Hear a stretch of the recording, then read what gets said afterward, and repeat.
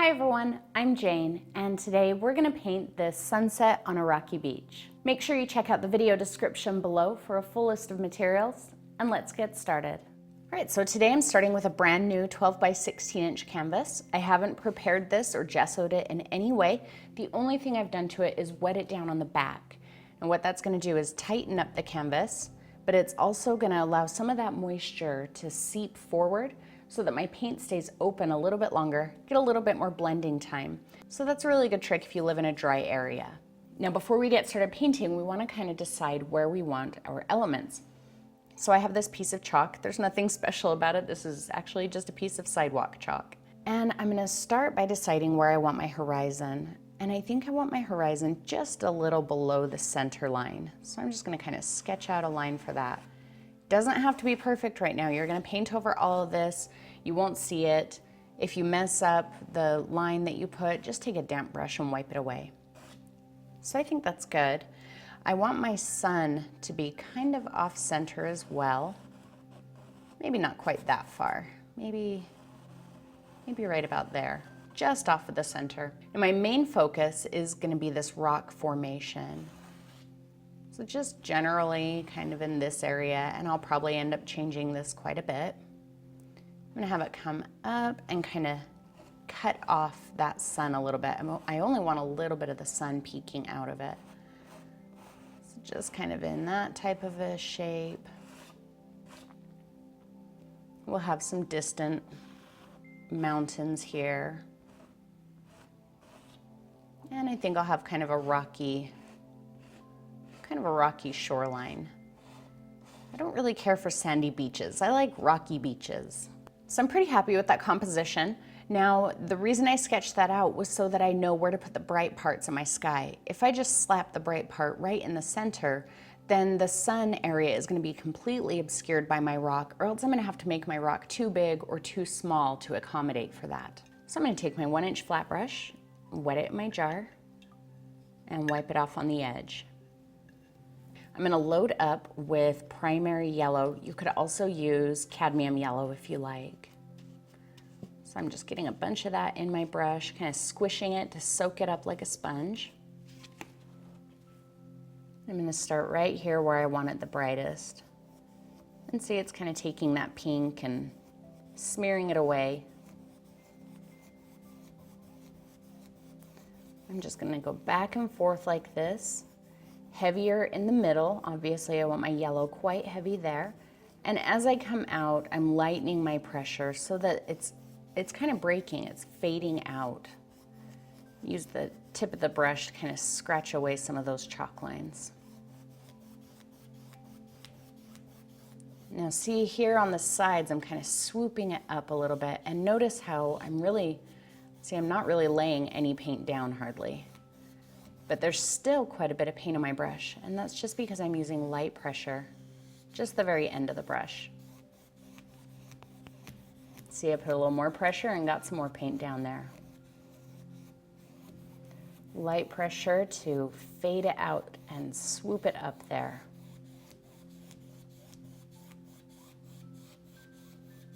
I'm going to cover most of this sky area with the yellow.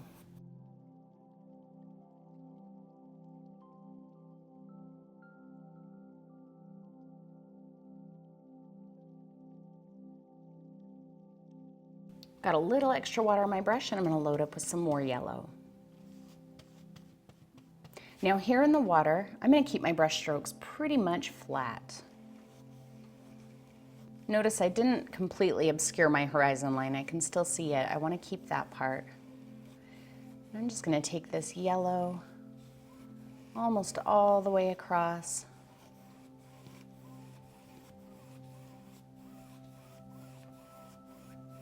And let it start to fade out as we go down. Now, I'm kind of going at an angle here. See how my yellow comes down farther to the right of center. And over here it doesn't. That's because I want to make it seem like the sun is kind of shining and reflecting this way. Okay, now I'm just going to pick up some Quinacridone Magenta, not a ton, and I didn't clean off my brush. I'm just picking some up on the end. And I'm going to start right up in the corners.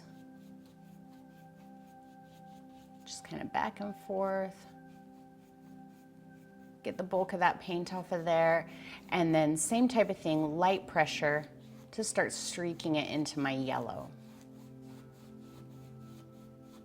Now at this point, you might see some breaks where the canvas texture shows.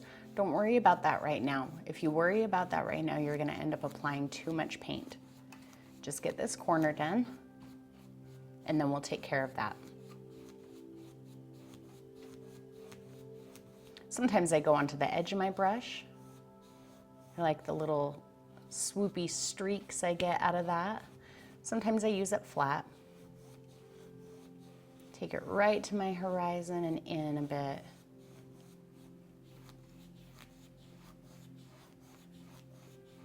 All right, most of that quinacridone is gone. I'm going to pick up some more yellow.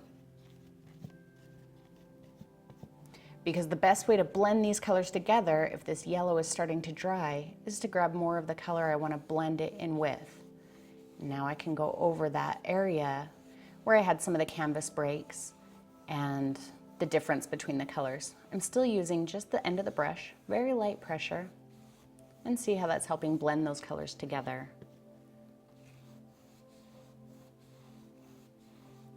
And again, you can turn the brush on the edge like that if you need to. Just don't let this color get too far into the middle. I want to keep the middle really, really bright. And that means that I don't want it to get too orange there. All right, let's do the same thing on the other side.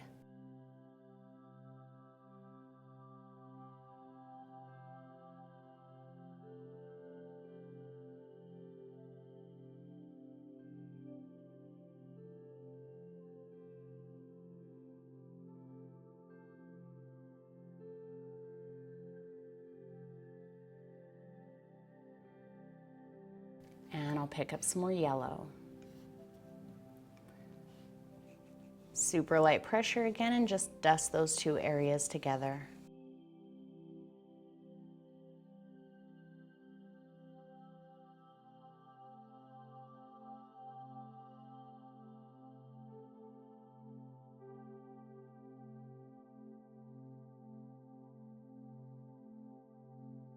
I'm just going to kind of scrape some of that off. Grab some more quinacridone and just brighten up this corner with the red a bit. Got a little oranger than I wanted right there.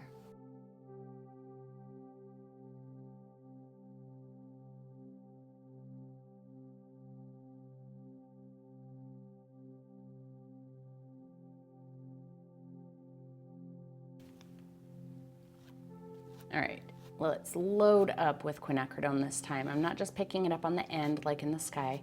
I'm kind of squishing it into my brush again. And we'll start in the areas that we left white. Get right up to the horizon.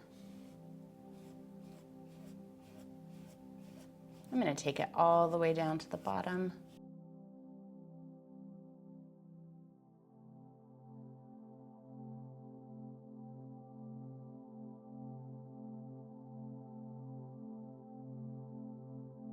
And now I'll just go back and forth from one side to the other. I'm using the edge of my brush.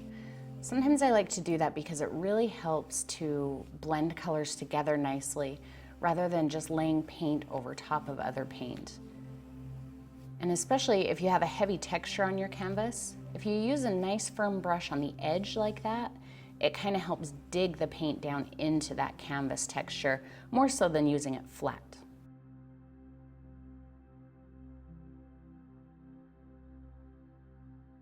So that yellow that I just went over was pretty much dry. It might have been just ever so slightly damp still in some areas, but really that orange color that you're seeing is because of the quinacridone being layered over top of the yellow, not so much because the yellow mixed with it. These are both very transparent colors, and so that's why you can see it glowing through there. All right, I cleaned off my brush, and I'm gonna get just a bit of quinacridone on it. I'm really just kind of smearing it on the outside of the brush. I'm not, pressing the brush into it to suck it up. I just want a little hint of that quinacridone on there. And I'm gonna come into the blue and just grab a bit. I didn't pick up very much. Now I'm gonna do the same thing using the tip of the brush. And I'm just kind of scooting it back and forth across the top of this quinacridone, which is still damp, so I'm getting some blending there.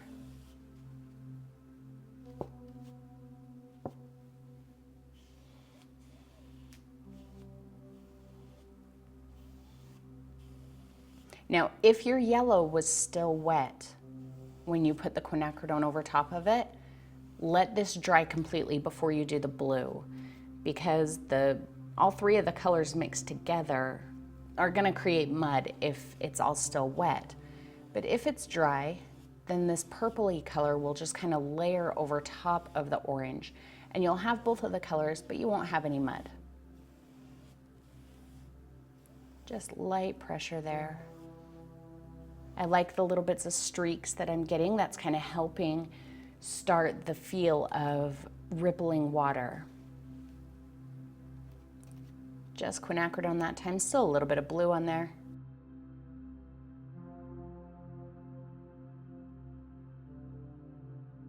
Let's get just a little more blue and go a bit darker at the bottom here.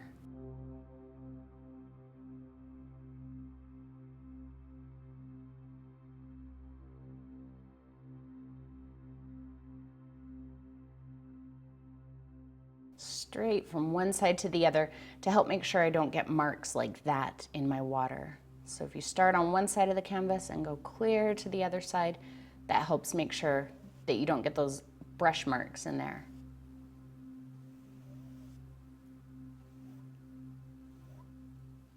Okay, I'm gonna let this dry for a few. I wanna make sure that the sky is dry for the next part. All right, now my sky is dry. And I'm gonna use my number 6 cloud brush. If you don't have my cloud brushes, you can either just use any brush that you're comfortable scrubbing with, or you can check out the video description below and there's a link to my website where you can get the same brushes that I use. So I'm gonna go into some white paint, just the very end of the brush. See, I didn't pick up very much, just dipped straight down into the white. And I'm gonna use flat foot pressure. So what that means is I'm gonna pretend like the bristles are a foot. And if you're standing flat-footed, you're standing about like that. And that's flat foot pressure. Then I'm just gonna kind of scrub around and let that white paint completely fizzle out until I don't see any of that paint moving around anymore. Taking it out about into the orange. I'm not really gonna take it up into the red at all. A little bit more, same amount, start somewhere else. Flat foot pressure, just kind of scrubbing. And take it out until it just kind of fizzles away. I'm keeping the clouds moving in kind of that swooping shape, like I have the rest of the sky. I'm just gonna add a few more throughout the yellow area here. These are super simple clouds. I know sometimes we get really crazy when we do clouds and we spend a lot of time and attention on them, but these ones, we're not gonna do that. We're gonna keep these ones pretty simple.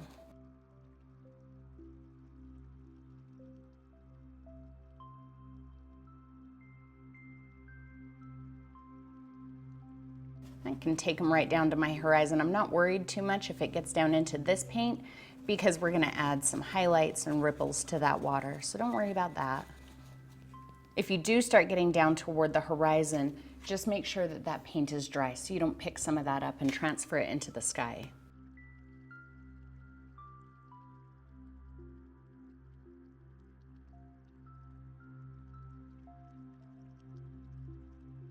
And we'll go with just a tiny bit up in this area.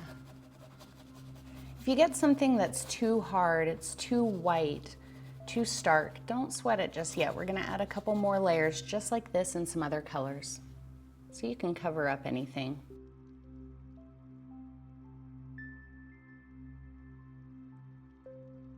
I'm just kind of picking up pinpoints of white now. Just want really subtle clouds here. Remember, when you're picking up paint for clouds, if you think you have enough paint, you probably have too much. So start with less than you think you need, because you can always get more.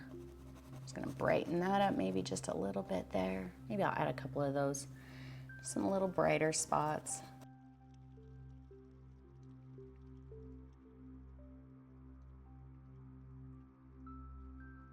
Okay, I cleaned off my brush and I'm just gonna take a paper towel and squeeze it. When you're squeezing water out of a brush, don't squeeze it and then, crank the handle back and forth, because you can loosen up the glue inside of the ferrule that holds the bristles in. So I'm just grabbing it and squeezing just a little bit right on the bristles. And then I can lay my paper towel flat, put the tip of the brush onto it, and kind of scrub in a circle. That helps get some of the water out too. I don't need it to be completely dry, but I definitely don't want this brush wet. Now I'm gonna go into the quinacridone and I'm gonna grab some just the same way as I did the white. See, just the little point of it on the end. And instead of starting down here, I'm gonna start up in the quinacridone so that I don't get a hard blob of too dark of a color down in this area. I wanna keep the darker parts of it up toward the darker parts of the sky. So again, flat foot pressure, and just kind of scrubbing around, bringing it down until it just kind of disappears.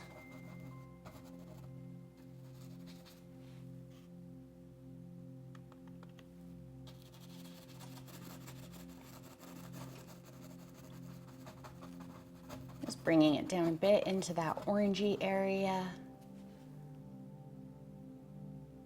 I think here, more so than with the white, it's really important that you don't grab too much paint, because this color could easily go too far into the middle, be too thick, too heavy, and then it's really going to be hard for you to cover up.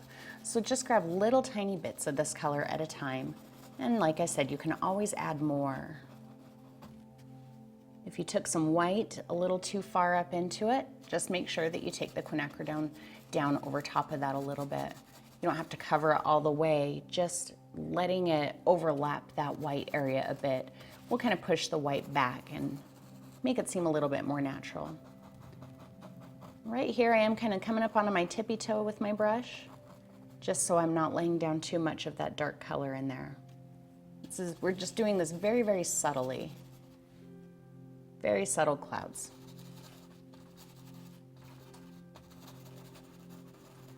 Up onto the tippy toe as I get into the lighter area. Break the shapes up. Don't create worms. Don't make a scribbly worm that comes from here like that and then just stops. Break the shapes up a little bit. Just because we're moving in this shape doesn't mean that we have to make shapes specifically like that. You can start here, and instead of coming down like this, you can kind of come up a little and down, maybe a little lower there. You just want the general feel to be that kind of sweep. I'm going quite heavy there in the corner with that color.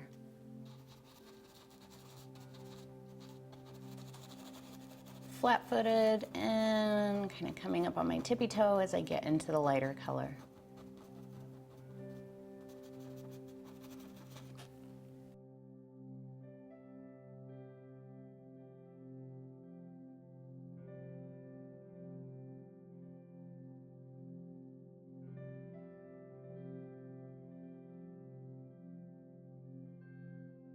And let's do the same thing on the other side. We can go quite heavy up in this corner because this area is going to be quite a bit darker since our bright area is just off to the side. So I'm going to pick up a little bit more paint. Just start up in that corner. Flat-footed pressure. And just kind of bringing it down into that shape. Up on my tippy toes as I get to the lighter area.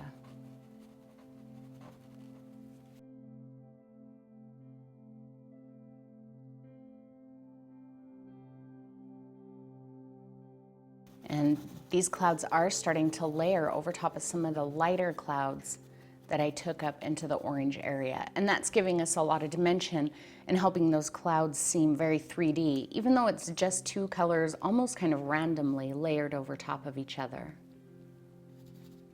So if you've never painted clouds before, if you've been intimidated to try clouds, start here. I think that these will be very simple clouds for you, as long as you follow the rule that I tell you about. Use less paint than you think you need. Never take this dark color and start right in a light area, because you're just gonna have a big blob of that color there that won't move. Start in an area where it's okay if it's very heavy. See how heavy that paint is? I'm okay with it being heavy right there, but I would not be okay with it being heavy in the lighter area.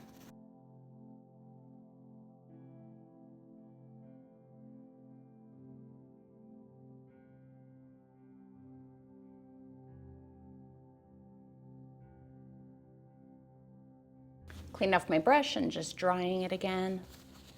And now I'm gonna go into my Ultramarine Blue. Just a tiny bit. This is a very strong color. So if you get too much of it, then just kind of come off to a clean part on your palette and tap it to get rid of some of it. Now again, we're gonna start in the darkest area. So right up here in the corners. And I'm not really using flat foot pressure here.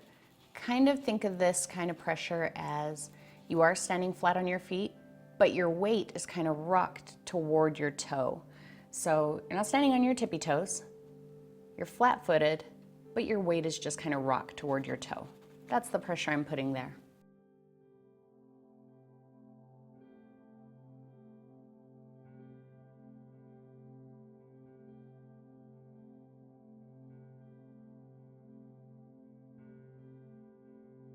We're not going to take this color too far down. I want it to stop right about where that orange really gets going.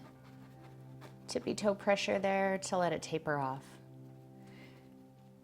Now, if it's too strong, it's too dark, just pick up a little bit of your quinacridone and tippy toe pressure over top of that blue.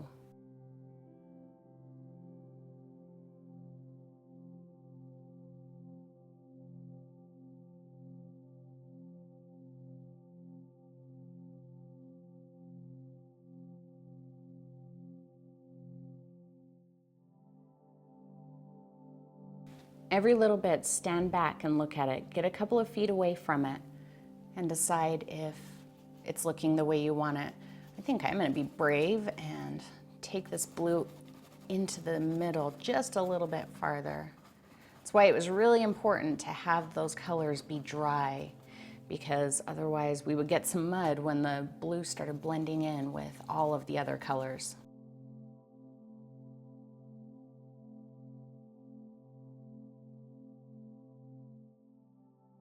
I got a little bit too crazy right there with my quinacridone, but I'm not terribly worried about it right there because my rock formation is going to cover a lot of that.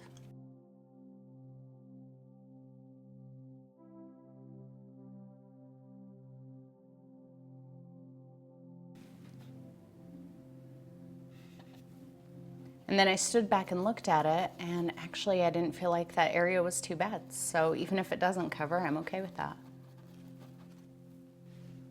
All right, let's do the same thing on this side. Again, we can go a little bit heavier with our color. This is the darker area of the sky.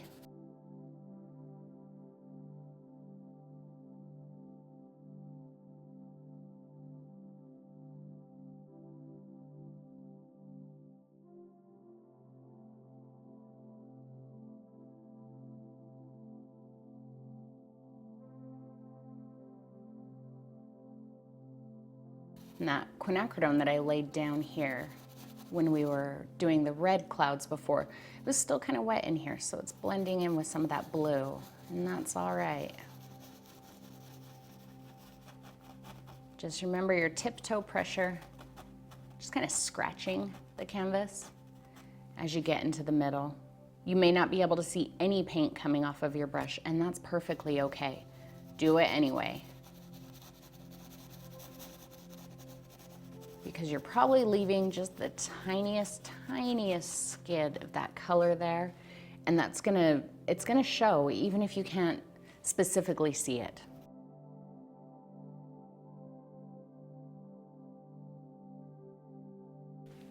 Just a couple more places. I see I want to add just a little hint of these darker clouds, and then we're gonna move on.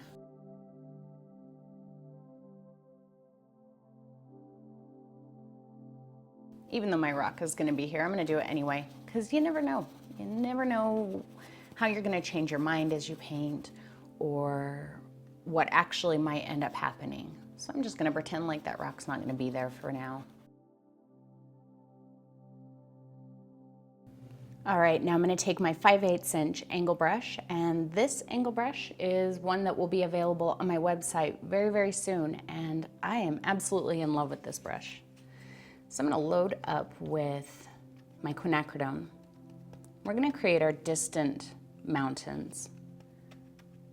So I'm keeping my brush pretty flat. Notice how I'm kind of streaking it out, and that keeps it a nice sharp point.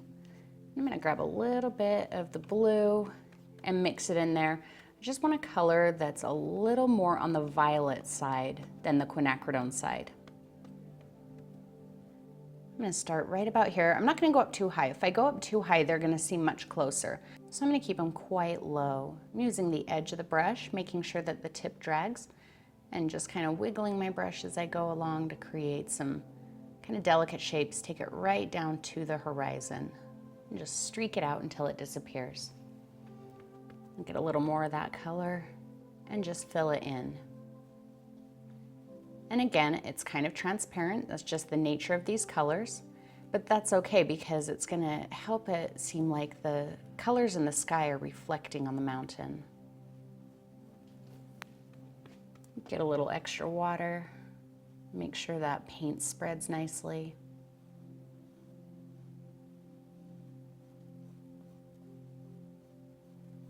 Get it right down there to the horizon.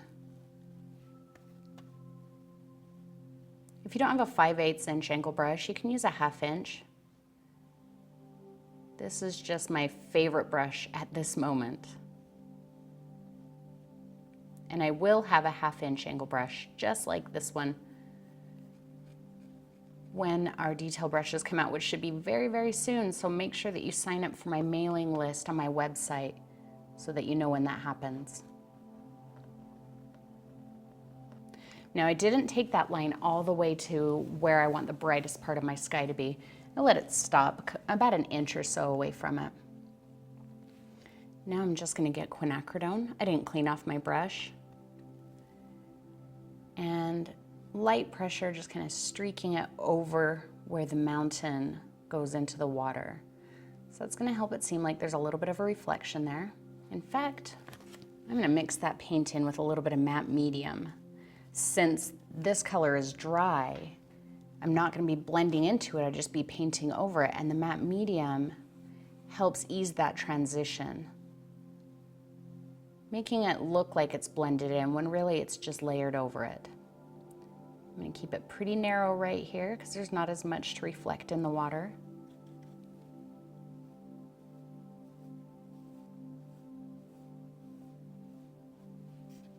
I'm just picking up matte medium now. There's still a little bit of paint on my brush.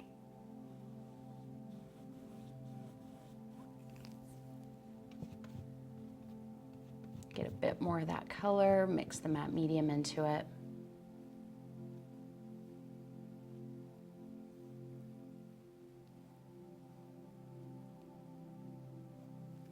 There we go. Now I'm going to do the same thing on this side.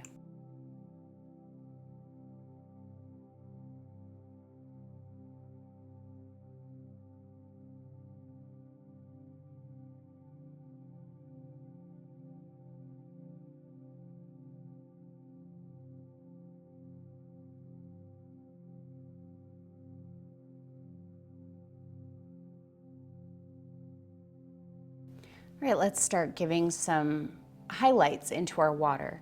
So I'm going back to my 5/8 inch angle brush. Again, you can use a 1/2 if you like.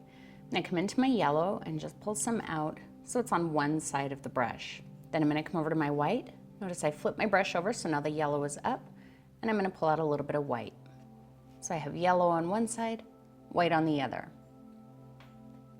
And I don't think it really matters which one is on the top or on the bottom. Now in the back here, I'm gonna put very, very light pressure. I'm just gonna touch the very edge of the brush to the horizon. Just the very edge, no pressure, because this is very distant. And I don't want it to get too wide. If it gets too wide, the ripples are gonna seem bigger. It's gonna throw off the perspective a little bit. And I'm not gonna go all the way across the horizon, just where I feel like it would be fairly bright. So see, my mountain is still up above that line that I just did. And we'll do that a little bit on this side too. And it's kind of fading out a little bit, and that's okay because it would be darker over here anyway. Now I can start to bring that down into the water. Just doing brush strokes that are about an inch or so wide, or an inch or so long. Just very, very subtle. I'm not trying to cover all of that underpainting. And as I bring it down, I can slowly start to add just a little bit more pressure.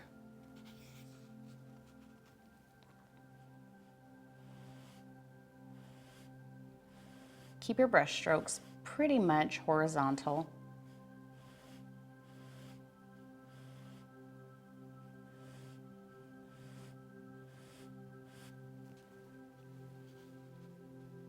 Now we're starting to see little bits of ripples in there.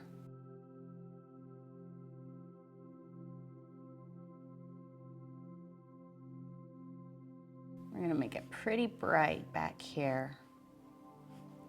Almost so you can't even tell where the horizon is right here because it's so bright. It almost blends in with the sky. That's what we're going for there.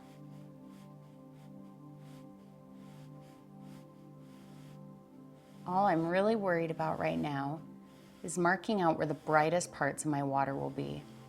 And see, as I come down here, I'm putting a little more pressure on my brush. And see, my line is a little bit bigger, a little bit wider, and I'm making them a little bit longer.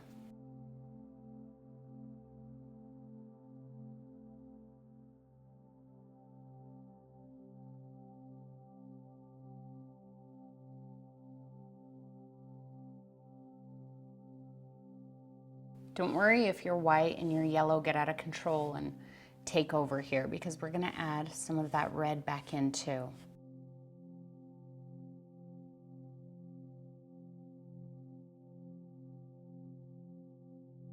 And it is gonna fade out as we get down here. It's not gonna end up being quite as bright here.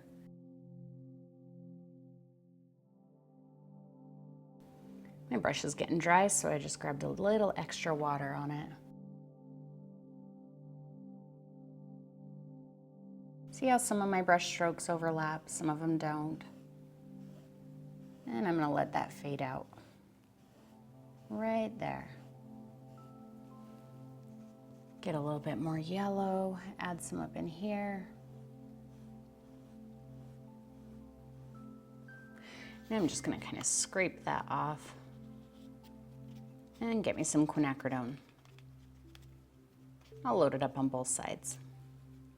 I'm gonna start just outside of it, and then light pressure, kind of work it in here just a bit.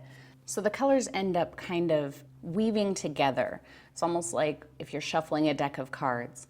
That's kind of what we're going for, is a little bit of a weaving effect. We're not just trying to obliterate one layer with another layer. We're kind of weaving them into each other. Zoom you in here just a little bit so you can kind of see. So see, I'm adding some kind of darker red there. And then as I get into the yellow and white, I am taking it in there, but I'm barely touching, just to give the indication that there's some overlap in what colors are being reflected there.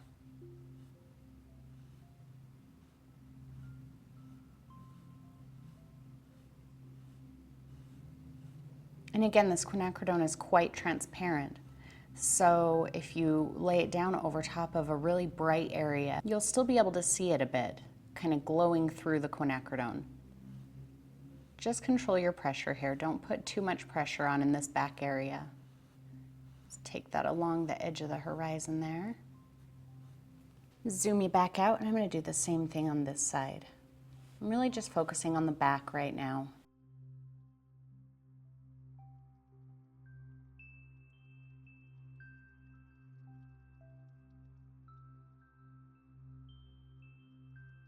Now, the more time you put into this part and the more you work on the layers, I think the more dynamic your water is going to be.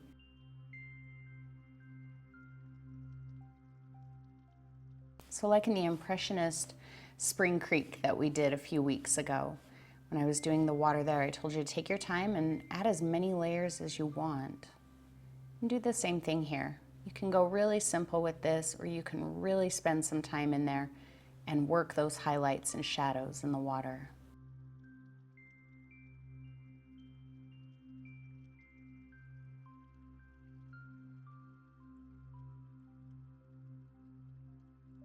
So see, that one I thought was too bright, so I just took a little bit of the quinacridone right over the edge of it. Didn't try and like paint it out, just took a little slash of that quinacridone on it, and that helps kick it back just a little bit, just enough. Same here. We'll just take a bit over top of it.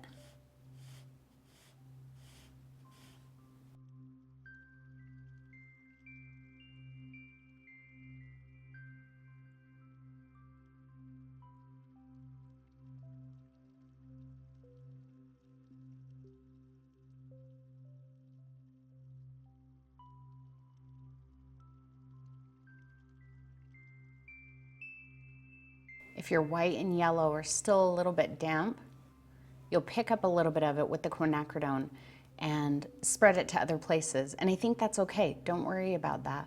Again, it just helps you kind of get some light reflections without having to work so hard for it.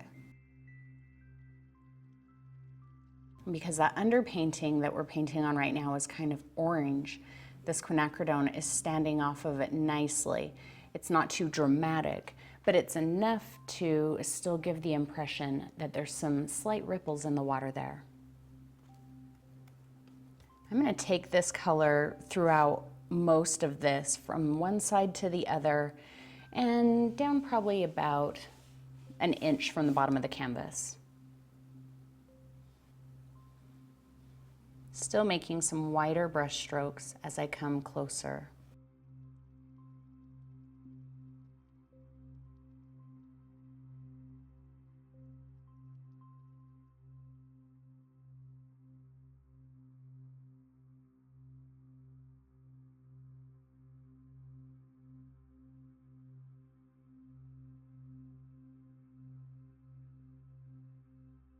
And we can't really see those in there when in this darker area, so I'm just going to stop there.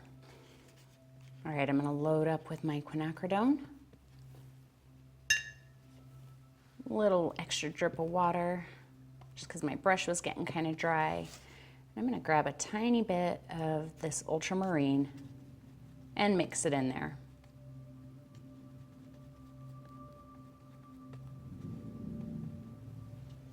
Let's start back here on the horizon again.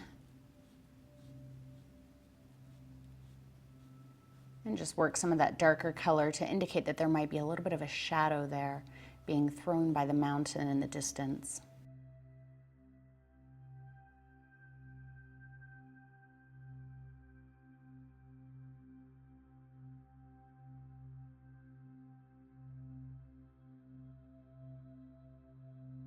I am keeping this color pretty separate from the yellow. I'm not really taking it into the yellow at all.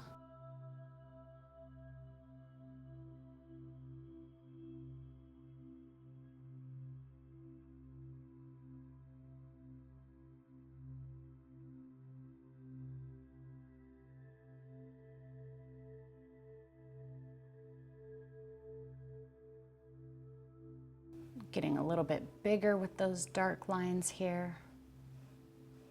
Almost kind of dry brushing this color. My brush is fairly dry, and that's okay because I don't want these lines to get too dark and too bold and really detract attention from everything else.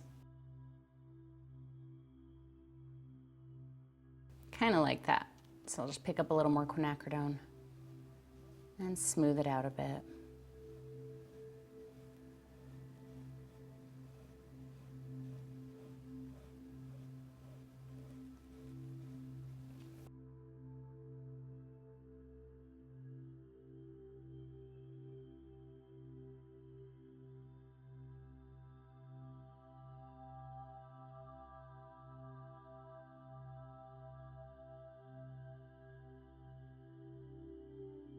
Let's get a little more ultramarine. Still a bit of quinacridone, so I've got a little bit of a violet color. And in this dark area, we'll really bolden that up.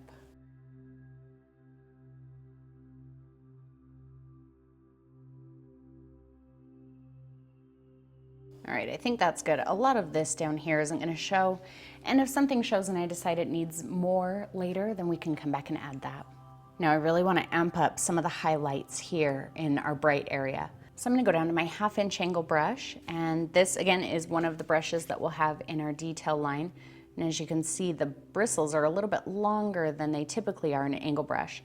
And I had that made specifically for me because that's what I really like, is slightly longer bristles in an angle brush. So I hope that you guys like that too. I feel like I get more graceful shapes out of the longer bristles and it holds more paint. So I loaded it up the same way as the large one, white on one side, yellow on the other. And I'm gonna come in here to the back, again, starting right at the horizon. Mostly concentrating this into the center of this bright area.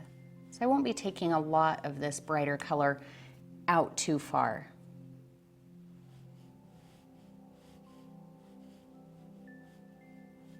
And I'm kind of letting it meander, so it's kind of zigzagging. I'm not doing a line that goes straight down like that.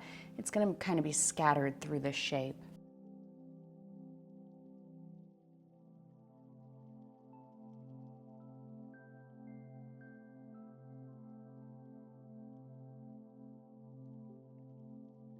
Okay, I think that's good. Let's just add in a little hint of our sun.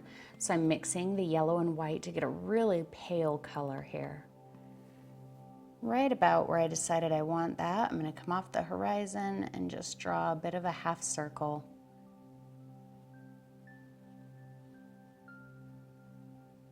Doesn't have to be real perfect, but you want the color to barely show. And I feel like that line is too hard. So I'm just gonna kind of go around it and just break up that line a bit. That's one way we're gonna help it seem like it's glowing, is if it doesn't have a real hard line around it.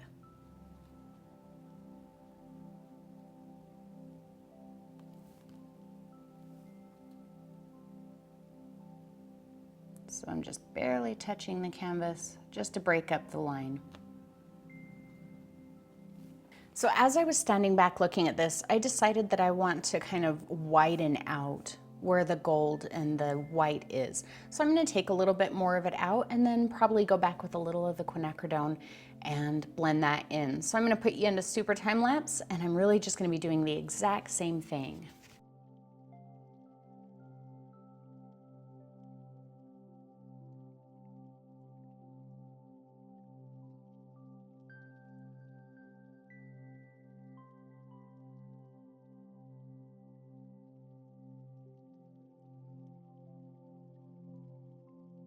All right, now notice that I didn't bring the gold down through here. And that's because I know that my arched rock is probably gonna start right about in here and come up, and it would block that light. And after I add the arched rock, I'm gonna add in some shadow colors to make it look like the rock is casting a shadow on the water. So I didn't worry about that right there, but I did wanna bring it out a little farther back here and along this side. So let's go ahead and do our rock. You can take your chalk if you like and sketch your rock back on.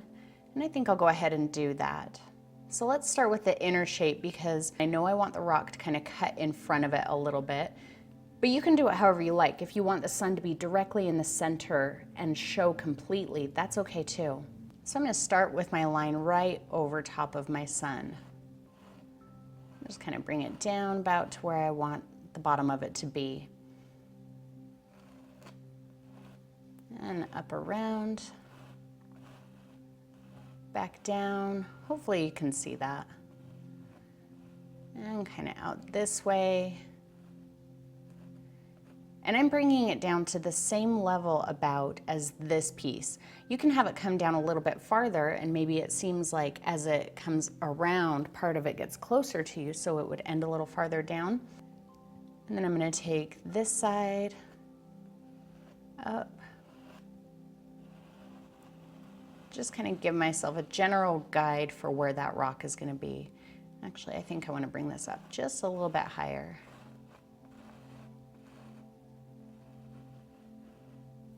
So now I have a little bit of black. I'm going to load up with the Ultramarine. And I'm using my 5/8" angle brush. Use whatever brush you have or you're comfortable with. I'm going to pull some black into it. I just don't want it to be a dead black. I'm going to keep some of that blue in there. And I'm going to start kind of like we did with the mountains, using the edge of my brush, kind of wiggling it as I go to give it an irregular rock shape.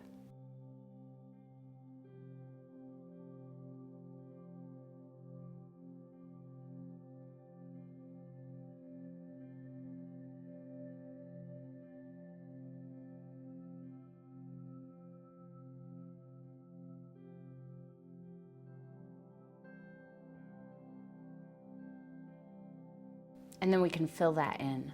Keep the shape at the bottom of your rock here and here pretty level. Don't let it droop down or go up, because you know the water is going to sit pretty much flat. So it's going to make the bottom of that rock pretty straight across.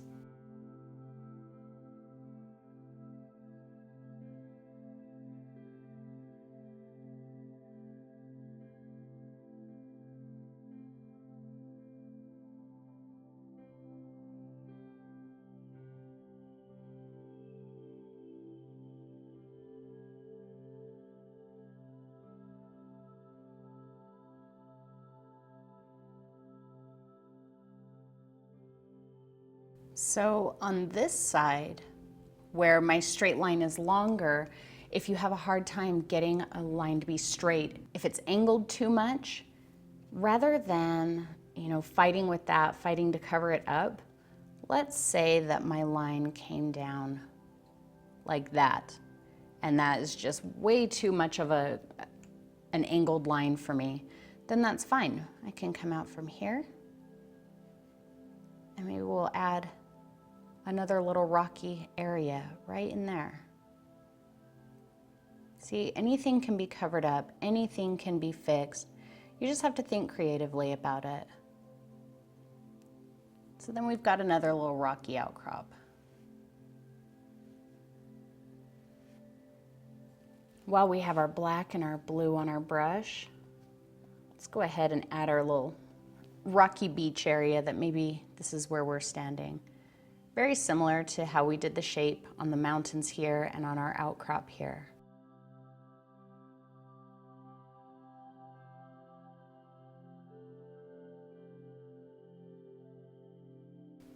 All right, I'm gonna go to my 1/2" angle brush and pick up a little bit of black. I'm just gonna get a bit of black in my brush. I'm not really loading up with it.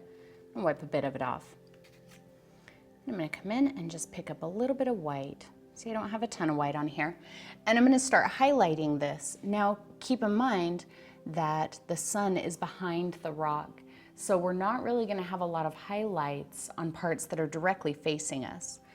We can add highlights through here. So this is a big dark area, but remember, I'm kind of wanting it to look like the sun is shining in this type of a direction. So we might have a little highlights in here that indicate other rock formations. And so you can just kind of create those as you go. So I'm going to just start right here. This is really the same thing as when we highlight rocks any other time. I'm just kind of touching it where I want it and just kind of streaking it out. Now, I'm not going to leave these highlights just white because our light is very golden, very warm, and the white kind of clashes with that. But we're not going to see that yellow if we put that directly on top of the black. So that's why I'm going through and adding some white highlights.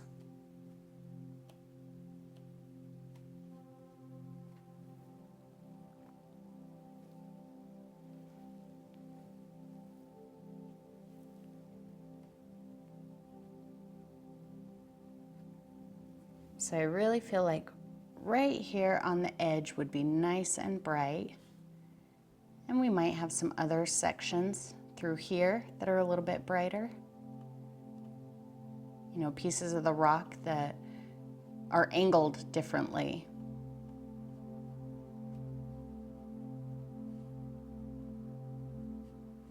And since we're really not going to have any of this white showing, you don't have to get too hung up on how these highlights look. This is just the basis for the yellow and the other colors that we may add afterwards. Give that kind of a flat spot there.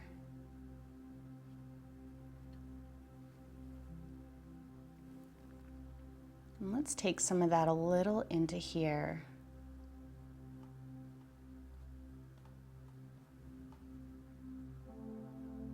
And you can totally experiment with this. You know, you're painting on a essentially black surface. So if you do something you don't like, then paint it over with the black again.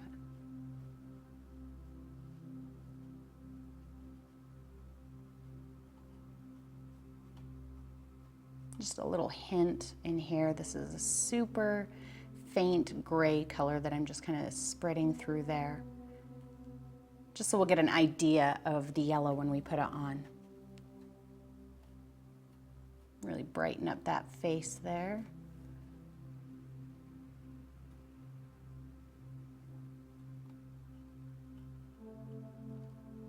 And don't forget this little rocky outcrop that we did here. Let's give him some shape.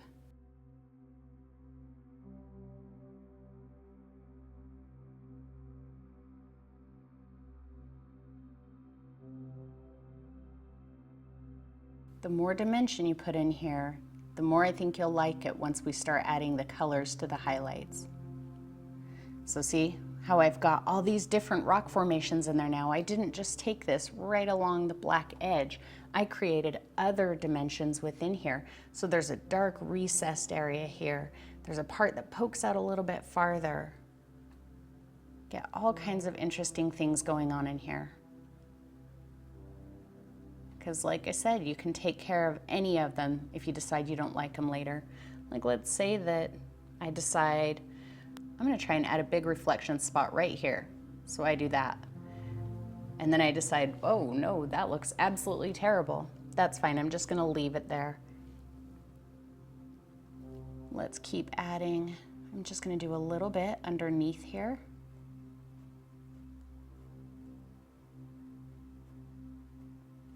See, I'm really just kind of touching the tip of the angle brush. See how I got that thin line? I'm kind of doing that and then kind of flicking past it.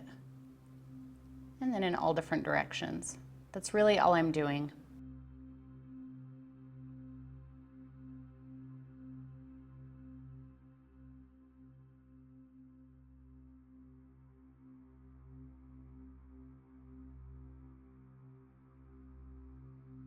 Super light pressure and pretty much dry brushing. My brush is pretty dry.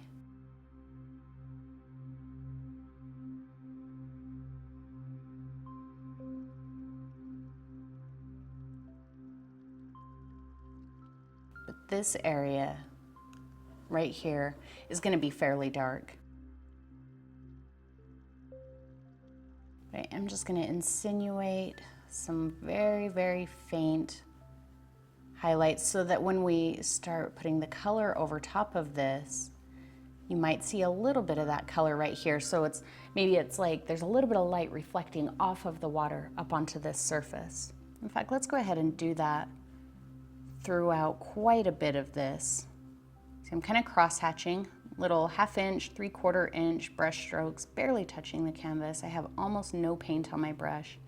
Just kind of giving a ghost of a highlight in here.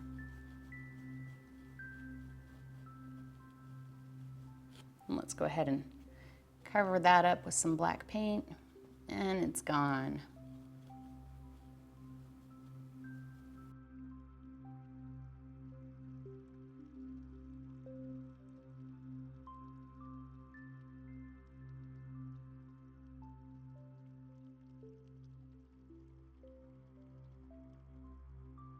All right, let's take some more bright highlight up right through here.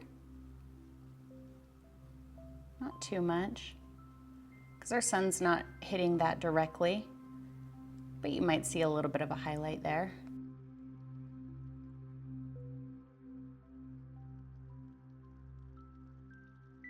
Just like I tell you so often, things like this, where we're highlighting this rock, this is about patience. Be patient. Don't try and do this quickly. If you try and do it quickly, I think that you're less likely to be happy with it.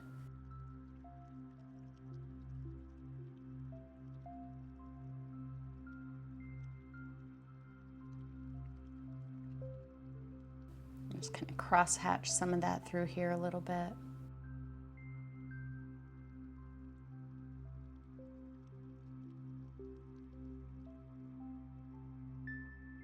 And we'll give some bright highlights up here, mostly on parts that are kind of poking up. So this part was poking up a little bit higher than the rest of it. So I'm going to put a nice bright highlight on it.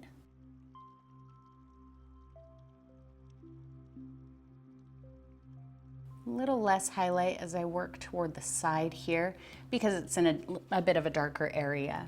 But I am still going to add some, especially on this face that I feel like is really facing toward our light source.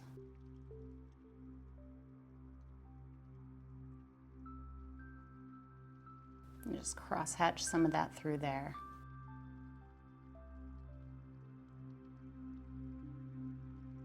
Create a little piece that might be hanging down a bit there that's catching some of the light from here.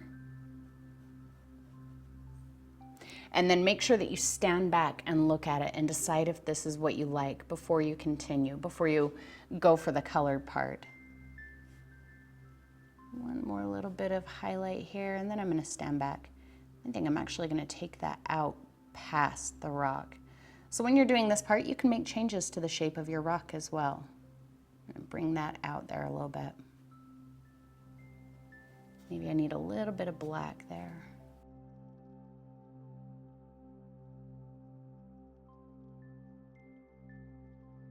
All right, I stood back and I looked at it, and I'm pretty happy with those highlights. I feel like they give the rock a lot of dimension and different little crevices that are going to look really interesting once we start putting on some of these colors from the sky.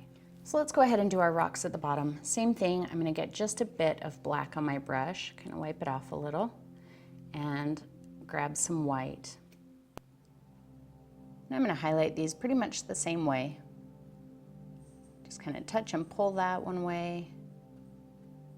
I feel like they're going to be pretty dark where anything faces us.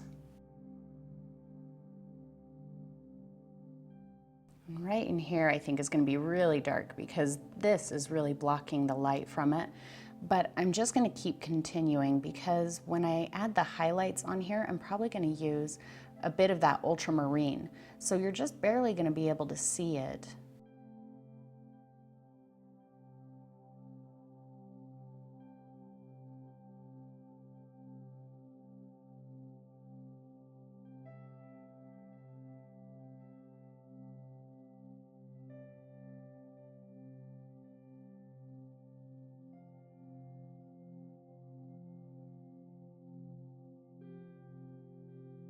All right, now I'm gonna let this dry completely because I don't wanna pick up any of that black and white when we start adding the highlight colors.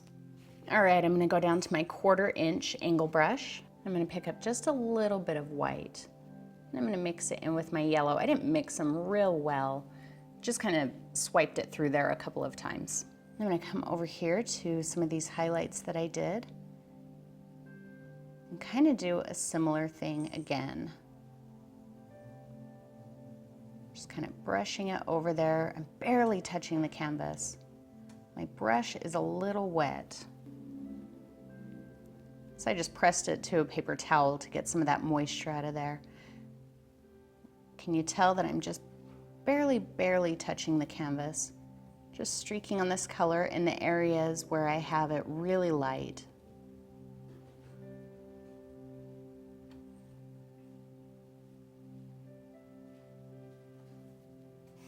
Let's even wipe some of that off. I feel like there's a little too much white in what I'm using there. There we go. Because the yellow is going to be so transparent that all of the black is still going to show through. And so we really just have to worry about kind of dusting it over top of the highlighted color that we added before. Just kind of dry brushing it on. Don't apply it too heavy because even though the paint is very transparent, if you apply it heavy, it will cover that black.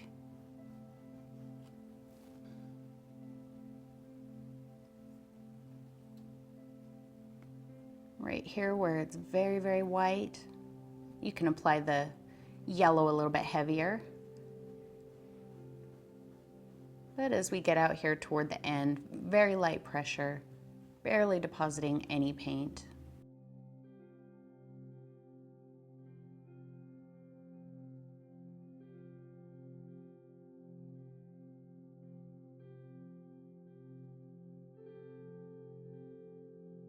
Let's pick up just a hint of the quinacridone. Get some of that orangey color.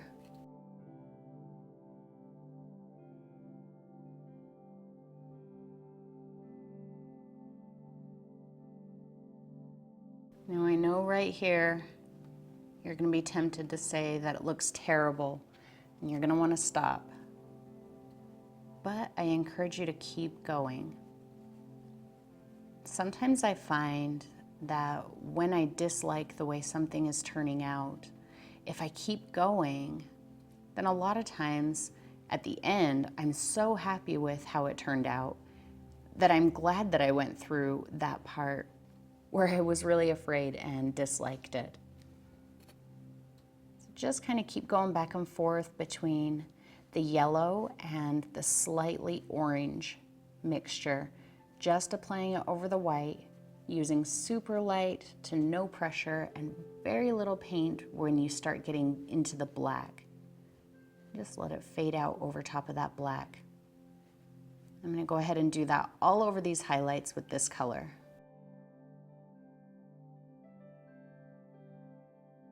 But not this cross-hatched area. I'm going to leave that. We're going to do something different with that.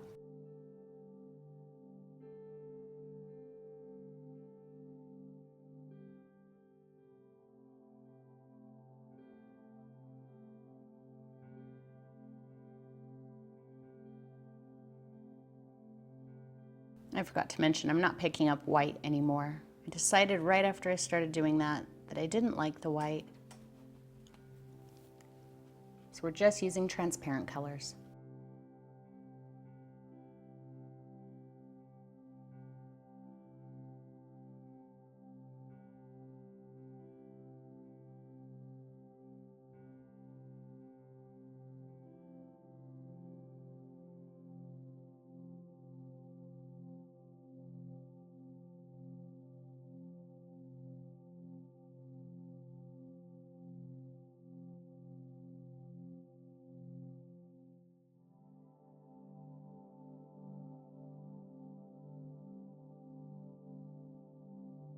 All right, now let's take our brush and go into some white. I didn't clean it off, still got that orange mixture on there. And I'm just kind of pulling out a little bit of white and then mixing the paint on my brush in with it. And I wiped a lot of it off, so I don't know if you can tell, but my brush really is not loaded up with paint and it's quite dry. So I'm gonna get a lot of skipping on the texture of the canvas, and that's exactly what I want here. If my paint is too wet, it's gonna really cover and I'm gonna lose some of that texture that I've created. So I'm gonna take this and just in the areas where I feel like it would be quite bright, maybe I need just a little more white than that. I'm just gonna come in and just kind of pull just a little spot.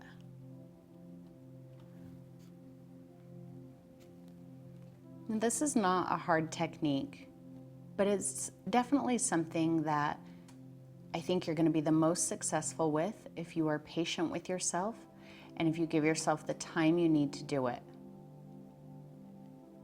I really think that that's what, the vast majority of painting is.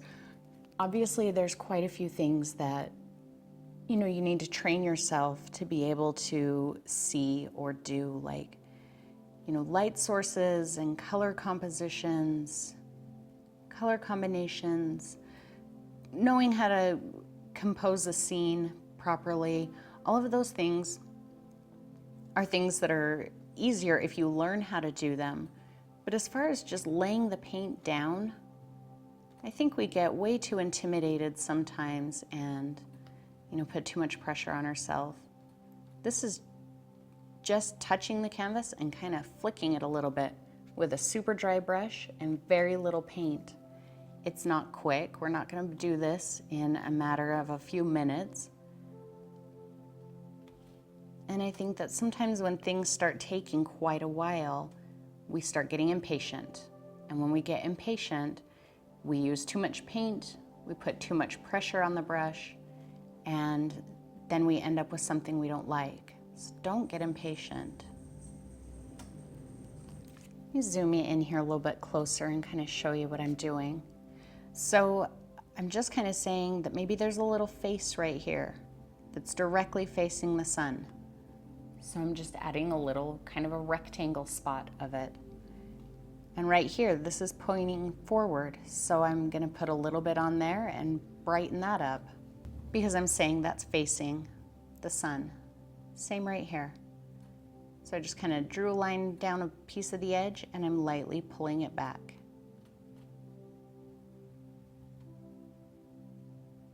And if you don't like any of these, just put some black back over it. You're not stuck with it. See how dry my brush is and the texture of the canvas is showing through, but that's really helping me get some texture into these rocks here. So I'm just going to keep going all through here.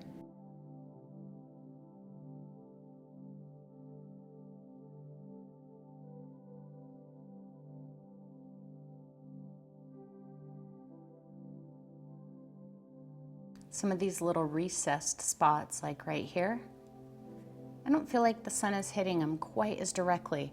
So while I am adding the brighter highlight to it, I'm adding very little, super dry brushing, just giving a hint of that more opaque color helps give the impression that there's a little bit more light hitting there than perhaps the areas around it.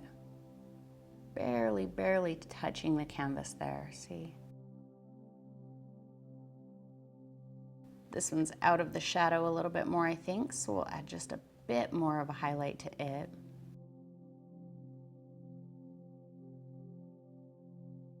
This is just all about layers. Layers upon layers are going to give you some really great dimension, and that's what we're looking for here. And this is kind of an impressionistic way to paint, so if you stand right in front of it and look at it, it's gonna kind of look messy. But as you stand back at a distance, all of those shadows and highlights work together to create the dimension you're looking for.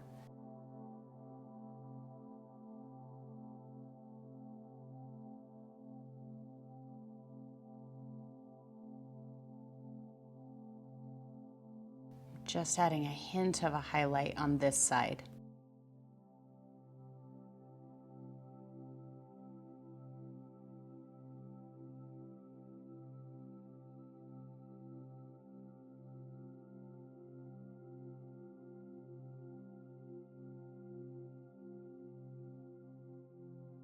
We can go quite bright on the tips of these yellow areas up at the top, but just right on the edge of them.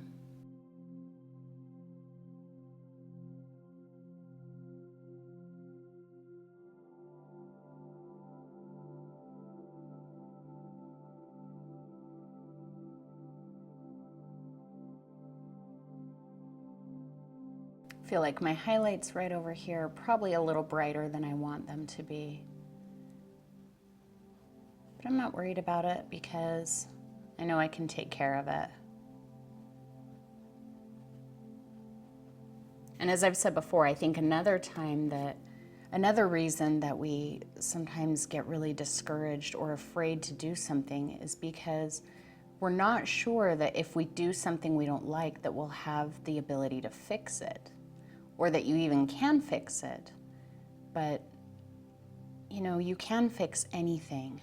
That's why I say so often, oh, I'm not worried about it, don't worry about it, it's okay. Because I know that if there's something I don't like, I can fix it. And I for sure see things that I don't like in these highlights as I'm going along.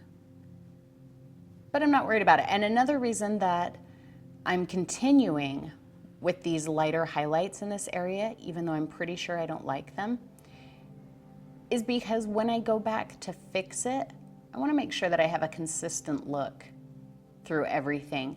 So if I were to add a big bright highlight right here, and then later decide that I know how to fix that, but I didn't add the highlight to anything else in here, it's all gonna look a little bit different. But if I take that same highlight and add it to these areas, even though I know I don't want it there, when I fix this area and all of these, then I'll get a cohesive look. And that's exactly why I'm still doing it, even though I know I don't want those there. I'm gonna get just a little more white paint, a little bit heavier than before. And this area I feel like is gonna be the brightest. This is where the sun is hitting directly. So I'm gonna come into here, and in a few areas, I'm really gonna power those highlights up with some sharp white right in just a couple little areas. Nice and bright. Mostly on the areas that are kind of jutting forward.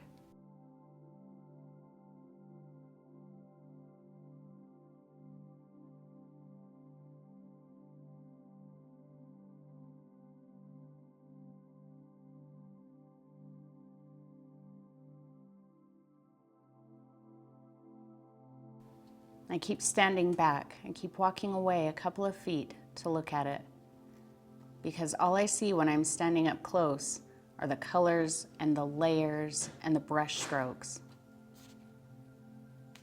But when I stand back, like I said before, all of those elements work together to show me a whole image.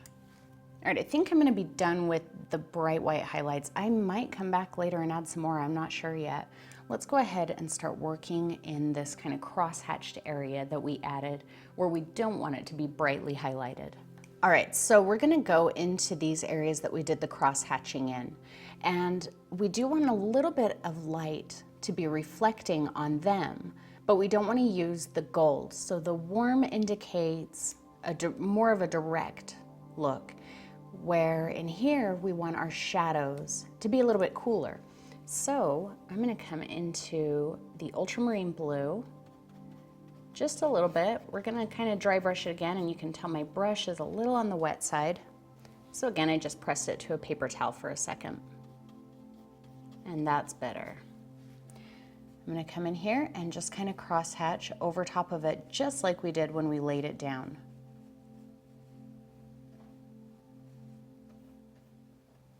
Let's pick up just a little bit more paint maybe.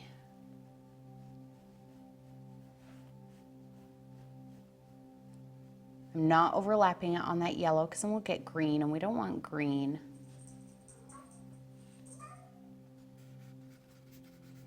Just keeping it to this darker area. Mr. Moon is saying hello.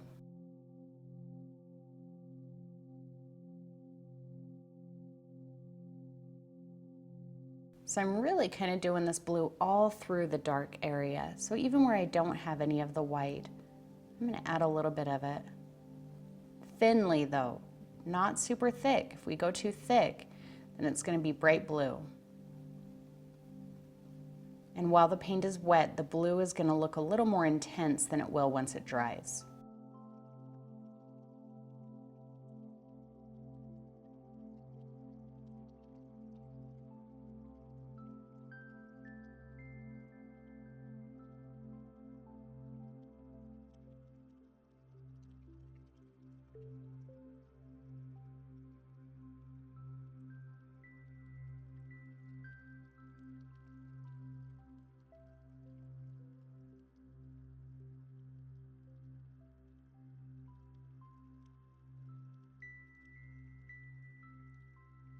All right, so let's experiment with this area that I feel like got way too bright. I'm gonna take a little corner of the ultramarine and mix it in with some of the quinacridone. Just looking for that violet color. And let's dry brush over that. See what happens.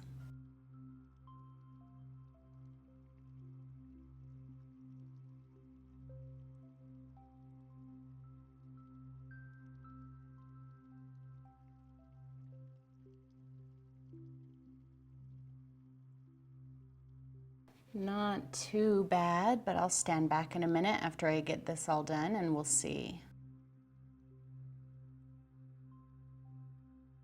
We'll say that this is more just reflection from the water. Maybe I won't really go over that spot so much. I think that spot would have a little bit of a highlight on it. But by cooling it off a little bit with kind of that violet color, that helps insinuate shadow again.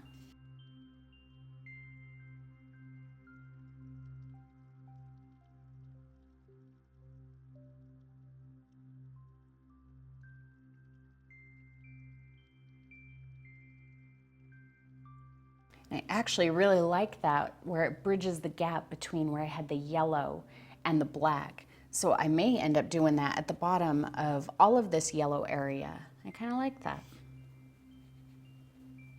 So you can always experiment to see how to correct something that you don't like.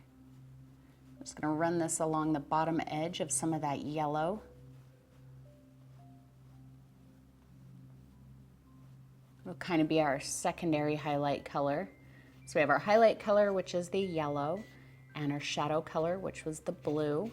And then this is kind of our, like I said, our secondary. It's a highlight. There's a little bit of light reflecting on it or hitting it, but it's not a bright area.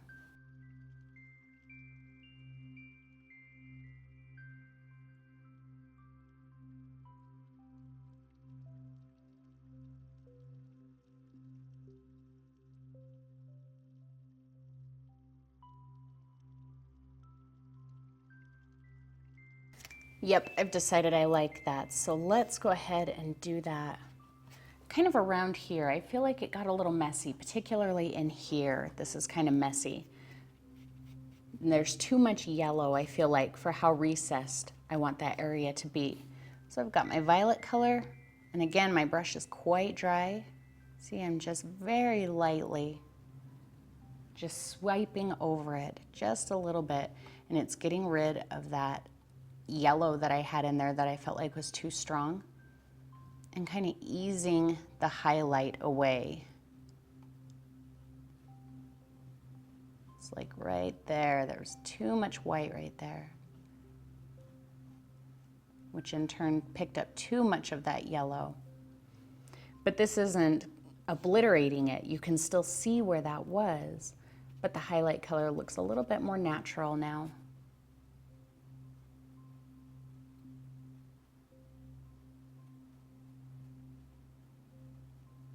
I might go down to my smaller angle brush.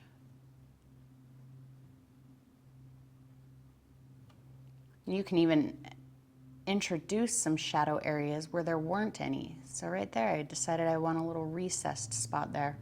So I just took a hard line through there, and then I'll fan it down just a little bit.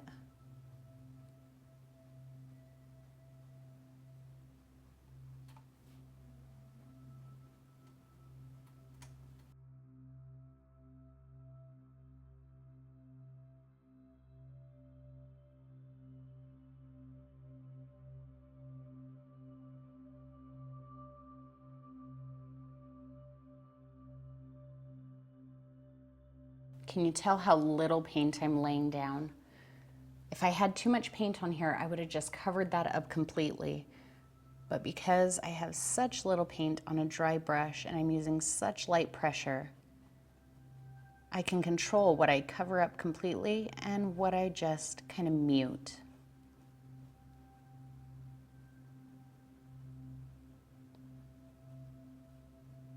So I think my challenge for you with this video is when you come across something that you feel like you don't know how to fix, experiment.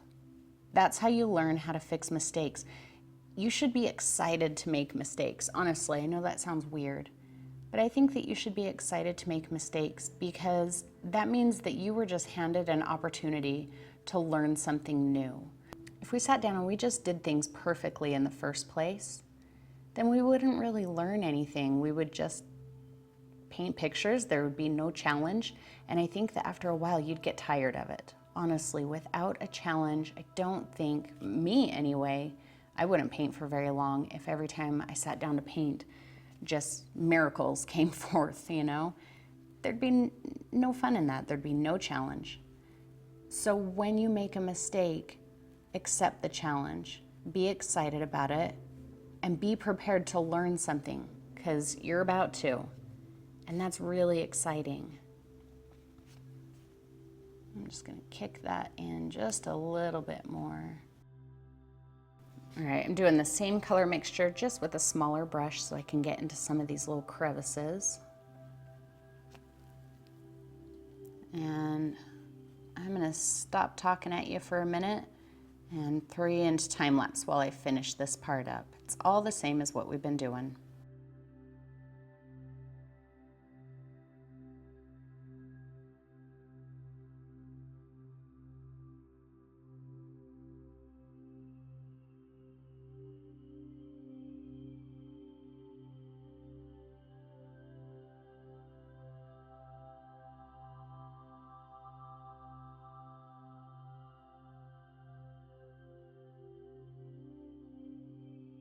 Let's go back to our water reflections here. So I've got some ultramarine and some quinacridone. We're gonna create a shadow here. Just right along the bottom edge. Same thing as before.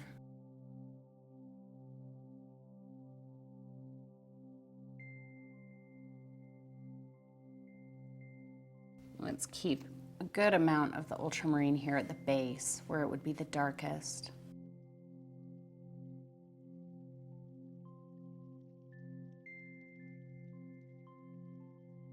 And again, it's going to kind of angle just like our light does.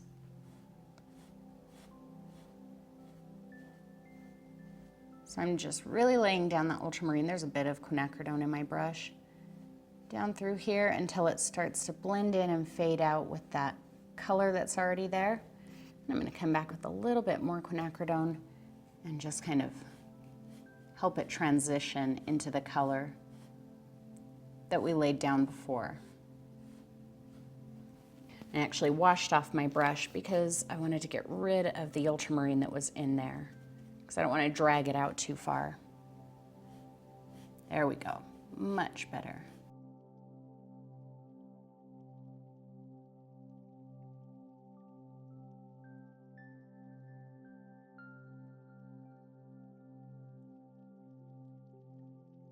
And we'll do a similar thing on this rock. This one, the shadow is going to angle still toward the edge of the canvas, not toward the middle. I'm going to make it quite dark in here.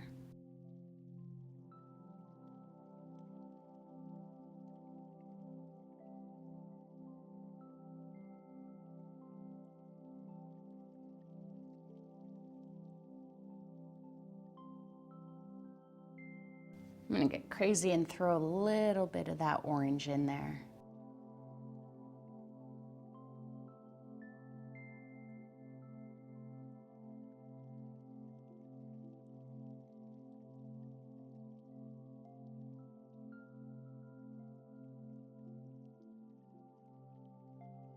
I just wipe my brush off on a paper towel. A little more quinacridone.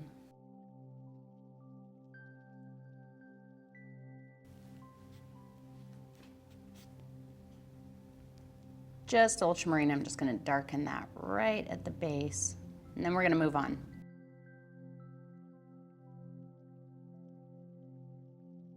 I'm just going to take a damp brush and get rid of this chalk line. It comes off super easy with just a damp brush. Okay, I'm going to highlight these rocks at the bottom. Really, it's going to be the same thing as I did through here, and then we're going to be done. I think, though, I'm going to go kind of on the quinacridone orange side with them. I don't want them to be quite as bright. I feel like they're a little bit more in shadow. So I'm just going to add these little bits of highlight, add in a shadow color, probably with just the blue. And then we're going to sign it and be done.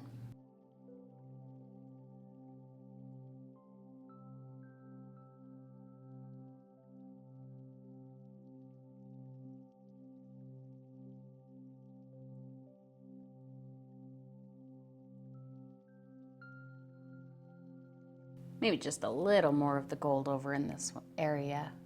I think the sun would be hitting it just a bit more over here. And maybe here.